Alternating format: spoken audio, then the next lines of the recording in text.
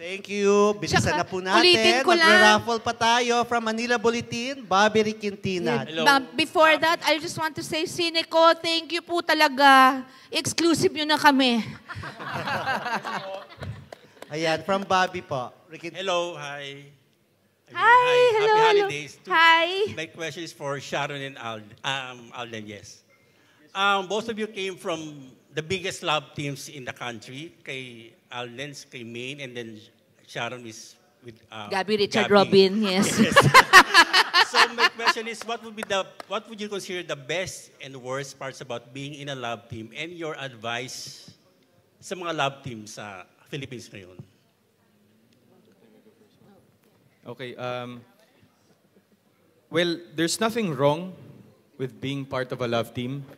And I think it's the Filipino culture, and I think we have to respect that. Meron po kasing mga nagko-comment na nakikita natin na parang nilulook down nila yung pagiging part ng love team. And I don't, parang it's not, masakit yun on our part na knowing, yes, baka kailangan lang mag-reality check tayo, saan ba tayo nag-start? And anything that has been a contributing factor to our career and success, parang no one has the right to look down on that. So being part of a love team is our cultural belief already, and doon kasi talaga nagre-revolve ang Philippine showbiz industry. But right now, since we're transitioning with content, yes, and parang, of course, andun pa rin siya. It's considered as a launching pad po. Launching pad for a lot of new actors and actresses. But yun nga po, parang I've reached my age already. I'm celebrating my 13th anniversary po this coming December 8th. 13th po pala, hindi po pala 12. Opo. So, I am very much grateful to be part of love teams po in the past. But siguro, there are no downsides of it. Maybe siguro parang yun nga lang na in a way na yung identity mo as your unique self is always affiliated with another person and vice versa. The same goes to that person as well. So, it's up to you. It's up to the actor. It's up to the celebrity if how he or she would want to move forward in this in his career or her career in show business. Ako po kasi, of course, I've been a product of love teams, and I am not ashamed. Hindi ko po ikinakahiya na marami po akong naka-love teams before, and hindi ko po ikinakahiya na doon ako nagsimula. But I am very much grateful to the love team concept here in the Philippines. But as right now, as I transition to be moving forward to my career independently, lahat po ng naya-apply ko ngayon sa mga decision ko is coming from the learnings that I've got during my love team era days. So, cons, very minimal, tolerable, but the benefit of that is kung ano man po ako ngayon, kung ano man si Alden Richards ngayon, it's because of the love teams that I've been through. And I'm not ashamed of that. Galing. Exactly the same answer also. Thank you. Thank you, Kasi Bobby. di ba we hear, Bobby, we hear na some people are saying, Pilipinas lang naman yung may ganyan eh. Pilipino lang naman yung may love team eh. For me, how come you say it na in that tone? You should be saying, it's part of our culture and our identity since Rogelio de la Rosa and Carmen Rosales, Luis Gonzalez, and who was Tito Luis's, was it Tita Gloria Romero, and then Tita Nida Blanca, Tito Nestor de Villa. You know what? I have been paired with, I've been part of what? Kasama pa si Boyet, sali na natin, pero hindi super, in real life, I've had 3 ka-love teams, 4th, si Boyet siguro matuturing na rin. Nape-pair ka lang with them. Pero 3 doon kasi naging real to real. Pero I am so grateful because I never had a problem transitioning from a project with a ka-love team that everybody loved to doing a solo, considered a solo na walang ka-love team. Although, of course, I had all the great supporting actors there. And then, I had no problem with that. Praise God for that. And thank you to my Sharonians for that.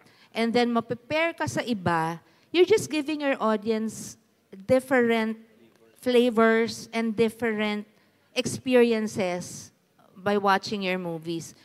People like Alden is, no, I hope that people that started out in a love team and are inclined or are suddenly disowning that, I'm very sad about that. Because like Alden, I'm very grateful to have been part of love teams. Because I had no problem transitioning into solos. But without the success that I garnered with a ka-love team to begin with, paano ako kaya nag-umpisa? Nakakadagdag sa'yo, hindi nakakabawas. So, ang importante is, when you do a solo or you do a movie with another ka-love team, people are still gonna watch you. And some people are gonna love this ka-love team with you, the others will love this other one, the others will love this other one. But always, there's you. You're the common denominator. So we should respect that. That's unique to our culture, and we should just accept it and embrace it. Because like I said, since Carmen Rosales Rogelio, since it started, it's parte na natin yan. Yung, ano ba naman yung pakiligin mo yung audience na nagde-dream sila na, oh, they might end up together. Diba? There's nothing wrong with that because our business is a business of fantasy. We make dreams. We make magic on screen. That's part of it. Kaya nga buhay na buhay pa rin ang Sharon Gabi Love Team, di ba? Diba? Unbelievable, di ba? Nasa fantasy pa rin kami. Di ba? Kayong dalawa. Mga hindi makamove on. Diyos ko. Our next, nakalimutan ko na tuloy sinong next. Tsaka be grateful, si Albert Abilida, mabuhay, Chikanes. Grabe naman si Chikanes. Abilida of Chikanes. Impossible to miss. Ayan. Hey, mabuhay. Congratulations. Thank you. Mabuhay ka. Ayan, question. I only have one question for you, Miss Sharon. If you could set, based on what you have known about Alden, if you could set him up for a date, what qualities should that be? And do you have someone in mind already? Like a mother. No one will ever be good enough for my son. No, but seriously, she'll have to be smart. She'll have to be independent. She will have to be loving but not needy, knowing him, understand his schedule, be supportive of his career and his dreams, and love his family, and love her family. She has to be, you're like me. She has to have the same values. She has to be strong and his partner, not weak and just someone behind him. She has to be able to walk in step with him. And she will have to just love him to death because that's what he'll give back to her. Walang mali, no? Do you have someone in mind already? Nobody's good enough for my son. No. Whoever, he'll tell me naman kung meron niya. I don't, no, in fairness, I don't know any young stars siguro that well. Except Miles, and they're like brother and sister, so cannot be. But, sobre. Parang I don't know any stars his age na that well para masabi kung ito yung bagay sa kanya. Kung sino yung, sasabihin niya sa akin yun kung sino yun. At yun ang iano ko, support lang ako, support. That's all. Thank you. Thank you, Thank Albert. you! You're so cute. Your outfit is so cute. Thank you. Thank you, Albert. Ayun, Next, ang from cute, Alan Chikanes. Piones. Alan. Hello po. Hi! Hi, Alan! Alan, I love you, Alan! I love you, Miss Shawi. Super. Kay Alden muna, ito bonus question to, Tito Gorgs, hindi talaga to yung tanong ko ha. Kailangan ko lang itanong siya kasi importante. Exciting kasi. Hindi. Exciting kasi, for the first time tomorrow, Alden, mag-guest ka pala sa Showtime, tama ba? So, how do you feel? Opo, sa ngayon po, parang Meron nang lumabas na art card, parang hindi ka na pwede mag-back out. Yun nga po eh. Is it true? Pero ako, Oo. initially po, yes. But parang mas nilalakad po yung schedule na magkasama kami ni Mama. So, ano po? Pero hindi ko po alam. Uy, GMA, para nyo ng awa. Papromote Ina- nyo naman Opo. sa kapamilya si Alden. Yes. Kasi kami naman din naman. Pero hindi, inaayos pa po talaga as of today. Pero yun nga po, medyo nagkaroon ng tweaking sa schedule. Pero Yun. yes, definitely po. Mangyayari po yan for the Oo. promo po ng, For the promo. ng Family of Two, Oo. Tito Alan. Wow. Okay na So, kasama rin. Mas Yes, maganda Mama, nga hindi yung pwedeng ako magkasama kayong dalawa. Yes. No, magigess. Bukas may tape. Well, di ko lang kung pwede sabihin. Pero may taping ako for a show na lalabas next Sunday yata. Yes. Or 2 Ah, Sundays yes. from Pero how do you feel, Alden, na yung dati mong show na katapat nyo ay pupunta ka doon tutungtong ka for the first time? Oh, well, ngayon po kasi dito Alan, parang kita naman natin kung gaano naka-diversified yung free TV natin. Of course, Saka wala na. wala na yung Network wars. Network wars po eh. And you know, parang the partnership of ABS-CBN and GMA right now is very fluid to the point na hinahayaan po talagang magtawid bakod po yung mga artista ng parehong stasyon. And At wag tayong alam ng tao at grateful tayo. Kami talaga nagsimula sa Eat Sa Bulaga. Eat Bulaga po. Tulad ni Yes. Miles. And Miles. Eat Bulaga kami. Ako, 1979 pa. Yes, ma. Kaya nagkaroon akong pamilya rin sa ABS, Yes. which is Showtime. Yes. Mahal ko silang lahat, Yes. 'di ba? Pero Bulaga yung talagang pinanggalingan ko. Yun ang Core. dikit pusod Opo. ko. Kasi yun nga rin po, parang when the transition of Eat Bulaga happened po from GMA to TV5, nabanggit ko naman po yun, na when it comes to promo, dun po lang ako mag-guest sa mga noontime shows and other shows from ABS-CBN. Pero ang respeto ko po sa Eat Bulaga regarding to guest nang walang ipopromote or to be a guest host, sa kanila lang po yun. And tinaga ko na po yun sa bato na I won't do that in respect to them. Pero nga po, with regards to promo, lalo po ngayon, may pelikula po kami. Obligasyon naman namin obligasyon po mag-promote namin sa i-promote lahat to. ng pwede. Sa lahat ng pwede. Ako kasi nung nag-start, walang network wars noon eh. Kahit kami ni Jackie lumaki sa GMA Super Show. Ang Eat Bulaga nasa RPN 9.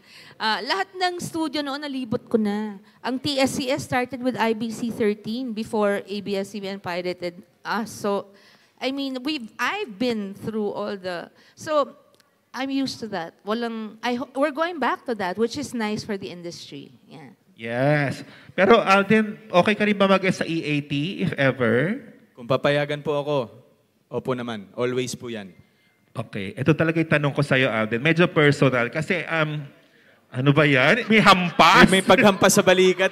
Nanghahampas si Tito Gorg. Tumutusok na sa likod niya si Gorg. Sandali, ito talaga yung question ko kasi when we had our last press con with Mishawi, kasi di ba Mishawi, nabanggit mo sa amin na yung ginagawa nyo yung movie with Alden, yun yung time na you were depressed, you were, di ba, meron ka pinagdadaanan. Tapos yun yung point na naging sobra kang payat. I lost 15 pounds. Yes, that's without dieting. Ang Correct. nangyari lang, hindi ako makakain. Oo, Remember? nasabi mo, Remember. stress-related. So, gusto ko tanong si Alden kung nakita niya yun, paano kanya sinuportahan during that time Ay, alam na? ni Miles at ni Alden. Kamusta yun, Alden, nung nakita mo Alam ni yung Jackie, may ganun alam ni siyang Direk. personal na pinagdadaanan? Alam Tita Mel. Pero yun nga po, nangyari po kasi yung filming ng 5 breakups and ng a family of two po. Medyo dark, nasa dark stage din ako ng buhay ko noon. So parang doon ko rin natutunan na in order for someone who's broken to recover, kailangan din yung kasama niya doon is someone broken as well. So parang yun yung naging namin, parang stepping stone namin dalawa ni Mama na we were both going through a tough time in our lives during that time, and we treated the set as a safe haven, as a safe space for It was our safe space. Yes po. It So, was our happy place. yes, kaya sobrang grateful po ako sa 5 breakups and a romance, and with this film na when I was feeling worthless, na parang hindi na ako kailangan sa industry.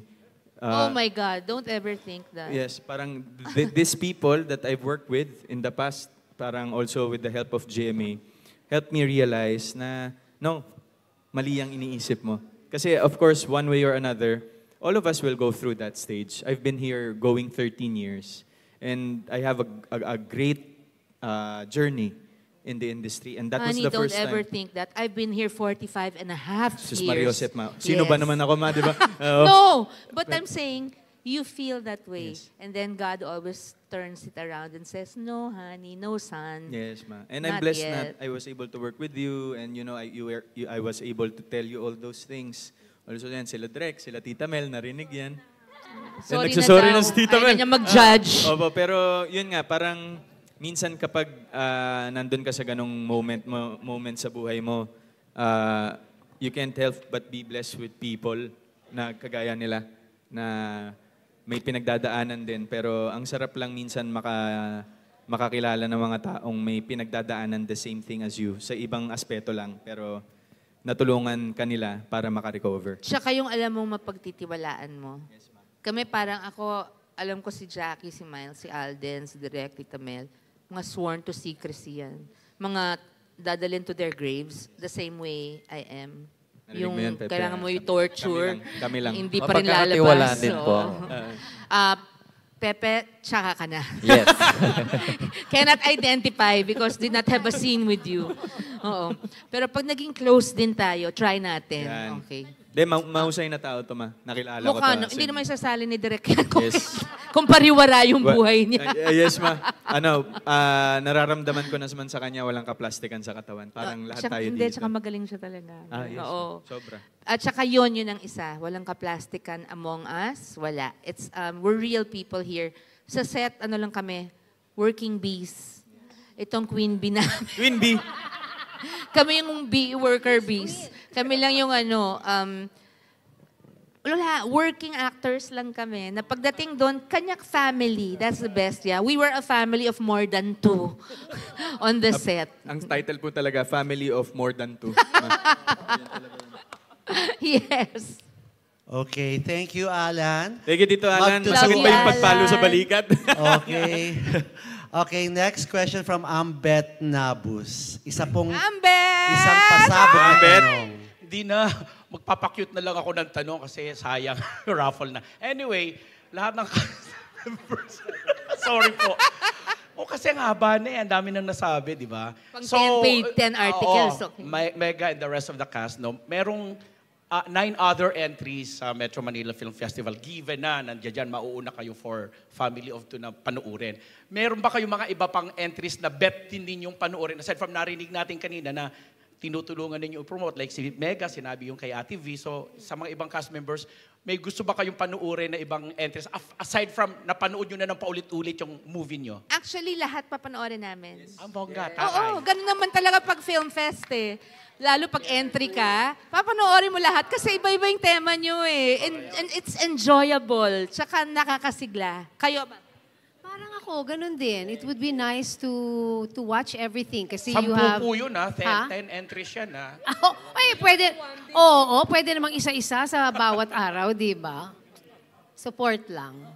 Alden. Ako gusto ko po talaga mapanood yung movie po ni Kuya Dong at saka ni Yan Yan. And also yung Malyari. Malyari, yung parang the first Filipino serial killer. Kasi medyo turf ko po yung ganong concept. Mahilig po ako sa dark.